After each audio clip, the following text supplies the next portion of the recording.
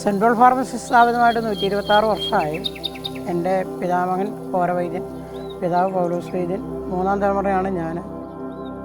ആസ്മയ്ക്കും അലർജിക്കും പ്രത്യേക പാരമ്പര്യ ആയുർവേദ ചികിത്സയാണ് ഞങ്ങളിൽ നിന്ന് കൊടുക്കുന്നത്.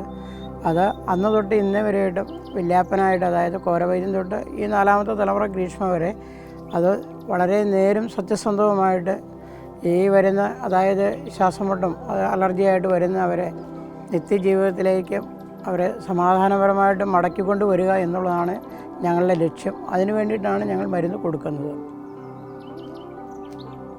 ഇവരുടെ ലക്ഷണങ്ങൾ എന്ന് പറഞ്ഞാൽ കണ്ണ്, മൂക്ക്, തൊണ്ട, ചെവി, അല്ലെങ്കിൽ ഉണ്ണാക്ക് അല്ലെങ്കിൽ എണ്ണാക്ക് അങ്ങനെയുള്ള ഭാഗങ്ങളിലൊക്കെ അവർക്ക് ചൊറിച്ചിൽ, കടി, അതുപോലെ നിർത്താത്ത തുമ്മൽ, അതുപോലെ കിതപ്പ്, ശ്വാസമുട്ട്, ചുമ, ഇങ്ങനെയുള്ള കാര്യങ്ങൾ കൊണ്ടാണ് ഇവിടെ അധികം വരുന്നത്.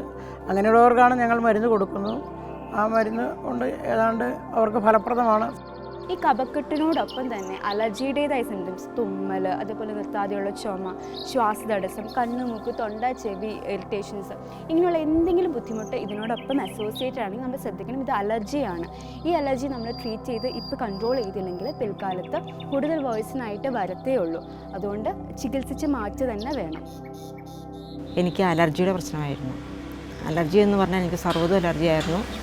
ഇപ്പോൾ ഇവിടെ ട്രീറ്റ്മെൻറ്റ് ചെയ്യാമെന്നുണ്ടെങ്കിൽ പിന്നെ 5 മാസമായി. 5 മാസമായിട്ട് എനിക്ക് ഒത്തിരി റിക്കവറായി. ഞാൻ ഇൻഹേലർ ഉപേക്ഷിച്ചു. മരുന്ന് 5 മാസം റിക്കവർ ചെയ്തുകൊണ്ടിരിക്കുന്നു. ഇപ്പോൾ എനിക്ക് വലിയ പ്രശ്നങ്ങളൊന്നുമില്ല. എല്ലാം തന്നെ കുറഞ്ഞു. ചുമ കുറഞ്ഞു, ഏമ്പക്കം കുറഞ്ഞു, തുമ്മൽ കുറഞ്ഞു, തലവേദന കുറഞ്ഞു, ശ്വാസം മുട്ട് കുറഞ്ഞു.